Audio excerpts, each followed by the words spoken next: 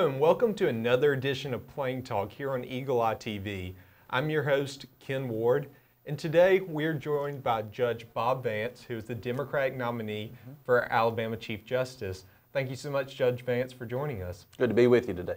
Judge Vance, can you tell us just a little bit about your background and why you're running for Chief Justice? I know you were the nominee a few years back as well. Sure. Let me give you a little bit of background. I've been a circuit judge, that's a trial level judge in Birmingham for the last 16 years. So I've had the opportunity from that perspective to see the justice system, the challenges, the problems that we have in the justice system. And I've recognized the importance of the Chief Justice. The Chief Justice really is our voice in Montgomery as head of the entire court system. The Chief Justice has the responsibility of making sure all our courts are working to the best of our ability so we can serve the people of Alabama. And it's not a given. It's been difficult at times. We've had funding crunches and we've had problems getting the resources we need to serve the people of Alabama. So we need a Chief Justice that will really put a top priority on making sure we can do the job that the people expect us to do. You talked a little bit about how the Chief Justice in Alabama is the administrator for all the courts in Alabama. Right. Could you talk a little bit about what changes you would make in how the courts are administrated if you're elected versus how they are now? Well, I don't envision any significant changes in structure or policy changes. It's really, the issue is more of attitude. What's your priority as Chief Justice? We need someone who's going to roll up their sleeves and just work with the legislature and the governor. There's nothing glamorous or flashy about the job. It's a lot of hard work. You've just got to get there in Montgomery and hash out budgets and things like that, working with the other people in Montgomery, everyone involved in the justice system. So it really takes a lot of dedication and commitment to do what we can in these difficult times in getting the resources we need for the courts. So that's my top priority. And again, having been a trial judge for the last 16 years, I know firsthand the difficulties that we can encounter. So that really does drive me to make that a top priority as Chief Justice. Currently, all the associate justices on the state Supreme Court are Republicans. Right. If elected as a Democrat, how would you try to work across the aisle with your fellow colleagues in that regard? I don't envision any problems whatsoever. I know most of the people on the Supreme Court now and get along very well with them. And my experience, again, as a trial judge, in Jefferson County, we've had Democrat judges and we've had Republican judges, and there's never been a problem because all of us recognize when we go into the courthouse and do our jobs as judges, there's no room for partisan politics. In order to do the job we're supposed to do, we've got to work together as a team.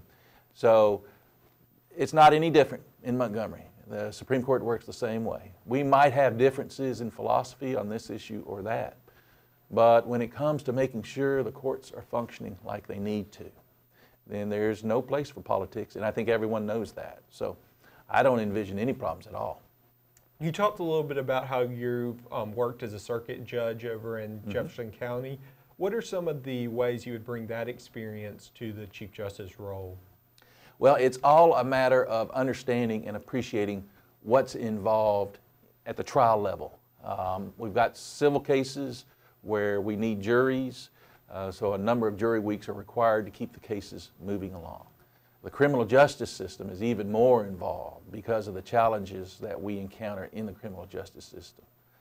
We're facing in our courts problems with addiction issues and so many people with mental health challenges who are not getting treated.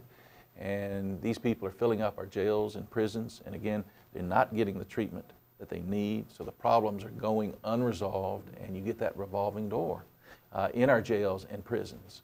So we really need innovative programs to deal with issues like that. And we've got such programs in place in counties throughout Alabama, and they work. The data show they work. It's just a matter of, to the extent possible, making sure those programs have what they need and exploring possibilities of expanding such programs so that we can actually help people, actually treat people with their underlying health problems rather than simply trying them and convicting them and warehousing them in a prison somewhere. Speaking of that, Governor Ivey recently announced an executive order in regards to some of the actions of the Pardon and Parole Board, in regards to, she said that they cannot currently pardon any violent criminals currently. I'd love to get your opinion on that and how you believe that the Pardon and Parole Board has worked and what sort of changes you try to work with them if elected. Right. Well, we're in a process of change, and we really are reassessing how we handle not only people who are getting in trouble and whether they go to prison in the first place, but also once they get out of prison, what happens to them then.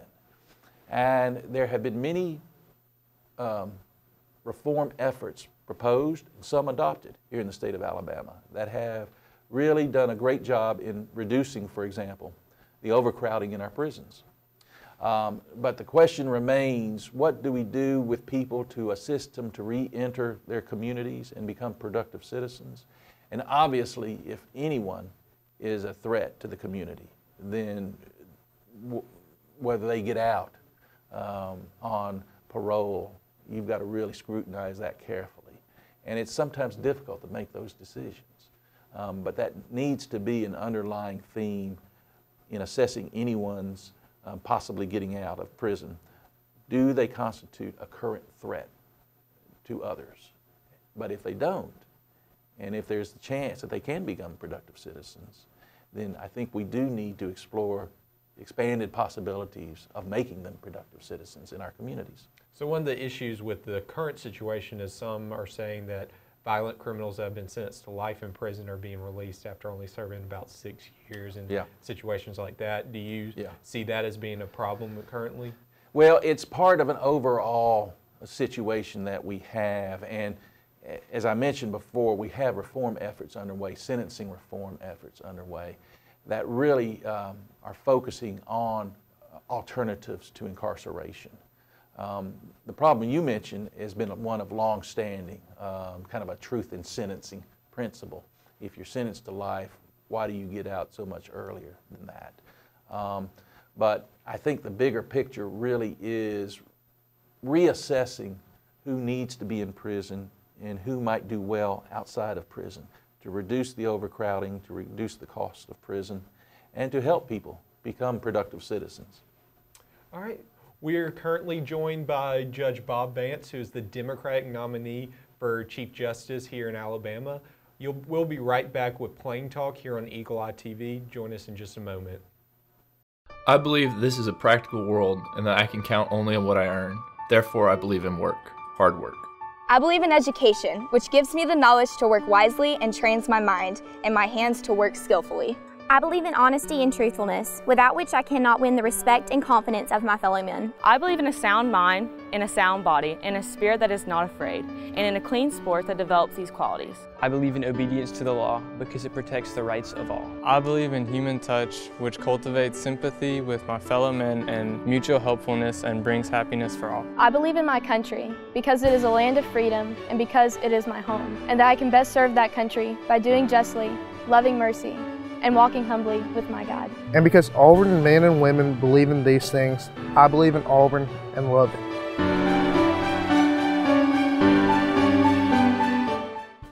Welcome back to Plain Talk here on Eagle Eye TV. I'm your host, Ken Ward, and today we're joined by Judge Bob Vance, who's the Democratic nominee for Chief Justice in Alabama. Thank you so much, Judge Vance, for joining us. Again, my pleasure. My pleasure to be here. Judge Vance, a lot of people, when they think about the Alabama Chief Justice, they come to think about Roy Moore, who most recently ran for Senate unsuccessfully, but served 2 terms as Chief Justice. Right. Not 2 full terms, but 2 terms. Right. Could you talk a little bit about how you ran against him back in 2012 and how you would differ from Judge Moore and how you'd handle that position? Yeah, I did run against Judge Moore back in 2012. And I got into that race late. It was kind of an odd situation. The Democratic Party had a nominee who himself was removed by the party, and I was a replacement nominee. So I got into the race late August of 2012. So I had only about 80 days to campaign statewide. And I was campaigning against Roy Moore, who at that time was regarded as politically invincible. So I knew getting into it that it was a tough job running against Roy Moore, but I thought it was a fight that needed to be fought. I believe so strongly that the Chief Justice of everyone in Montgomery, the Chief Justice must be that one figure who serves to try to bring people together. Because our courts are there for everyone. It doesn't matter who you are. When you go into any courtroom in the state of Alabama, you should be entitled to the same degree of fairness and justice as everyone else. That's the ideal. Now, sometimes we fall short, but that's the goal that we should always pursue. And the Chief Justice should really embody that spirit of being there for everyone. And Roy Moore, to me, was the complete opposite of that spirit. He was more interested in divisive politics, of using divisive wedge social issues for his own political gain, where he would demonize one group or another and try to pit one group against another. That's completely contrary to what the Chief Justice, to me, should be about. So that's why I decided to run against Moore in 2012. And like I said, it was a 80-day fire drill, it seemed like, but it was a close loss. And I felt very proud. We got a little over 48% of the vote. So I came away thinking good, because not just for me, but I felt good for the people of Alabama, that maybe more and more we were getting tired of the divisive politics, the ugliness that we had seen before in so many elections. And then certainly when Doug Jones beat Moore last year, that kind of reaffirmed that hope we had that maybe we were turning that corner and just focusing more on people getting into office as our elected representatives and quietly serving us, dealing with the problems that actually need to be dealt with. You're talking about politics coming into the court system. Alabama is one of the states that elects judges. Former Chief Justice Sue Bell Cobb, who's the last Democrat to hold that position, has been a big outspoken opponent to electing judges. She said she had to raise millions of dollars in her most recent race for that position. What is your position on that, and do you think that Alabama needs to change that trend of electing judges? I think we need to start that dialogue, because the way we elect our judges really makes no sense when you think about it.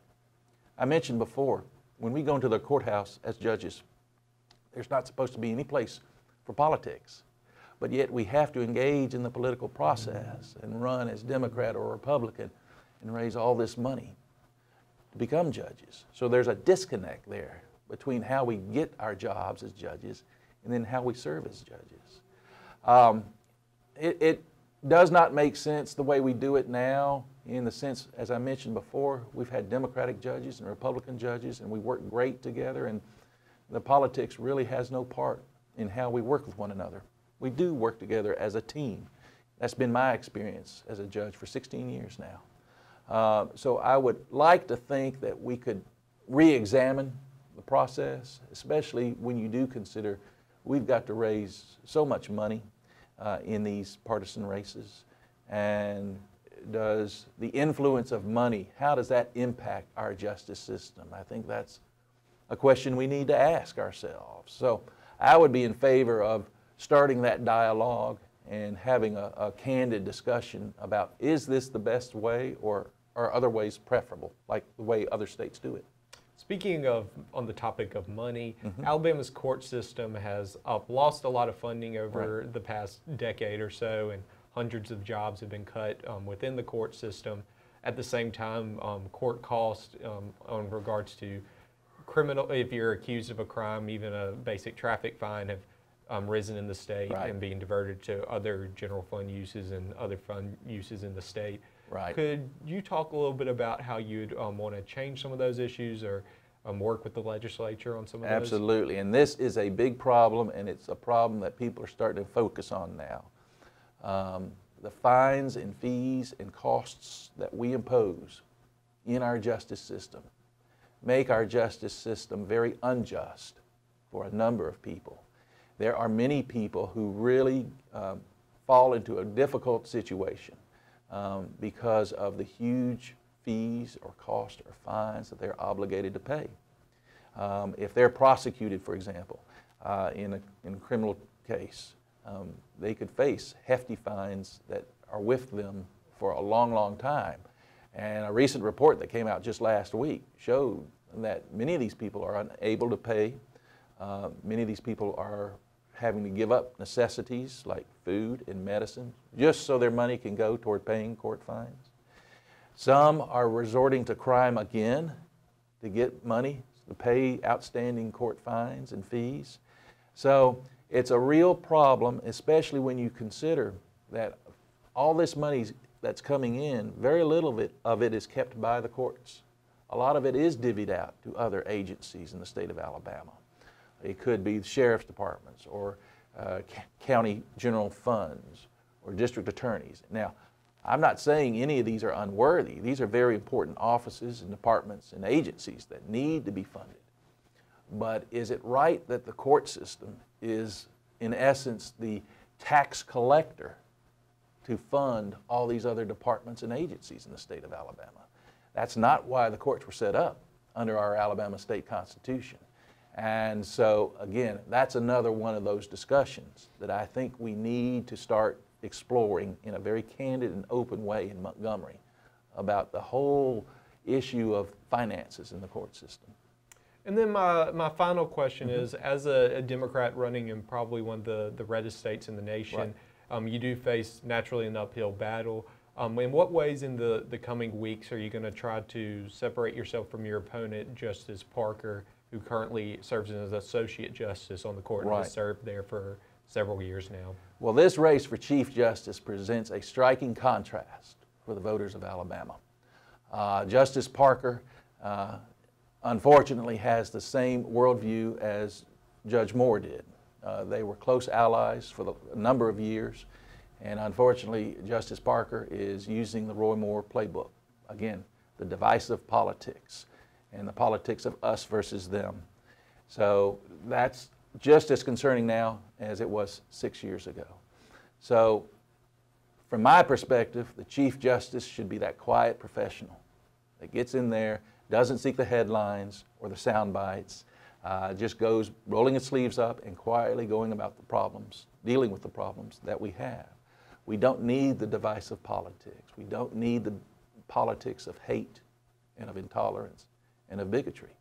So there are two competing worldviews that confront the voters on November 6th in this race for Chief Justice. That's why the race is so important. Thank you so much, Judge Bob Vance, for joining us, and thank you for joining us as well for this episode of Plain Talk here on Eagle Eye TV. Follow us on eagleeyeauburn.com and on Facebook, Twitter, and Instagram for all your latest headlines.